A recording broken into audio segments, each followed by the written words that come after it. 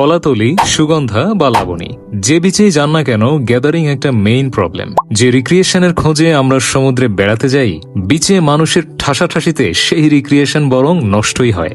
নিজের একটা সিঙ্গেল ছবি তুলতেও সিরিয়ালে দাঁড়াতে হয়, আর ছুটির দিনে এটার পরিমাণ কয়েক গুণ বেশি থাকে। এজন্য আমি প্রেফার করি দরিয়ানগর এবং কবিতা চত্বর, এই দুইটা বিচ, যেগুলো একদম মূল সিটিতে না বরং সিটির কিছুটা পাশেই।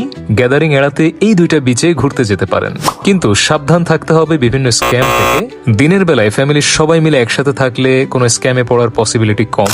মানুষের কোলাহল মুক্ত নিরিবিলি পরিবেশে নীল সমুদ্রের বিস্তীর্ণ জলরাশি আর উত্তাল তরঙ্গের গর্জন শোনার পাশাপাশি চমৎকার একটা সময় কাটাতে পারবেন। তবে জোয়ারের টাইমগুলো অবশ্যই খেয়াল রাখবেন, কারণ লুকোনো অনেক চোরাবালি থাকে। আর শহর থেকে দূরের বিচগুলো যেমন ইনানি বা পাটুয়ার টেক তো অবশ্যই সুন্দর, তবে সেগুলোতে যেতে ইজি বাইক রিজার্ভ করে নিয়েই যেতে হবে। কে কে ভিজিট করেছেন এই প্লেসগুলোতে বা সামনে করার প্ল্যান করছেন, কমেন্টে জানাতে ভুলবেন না।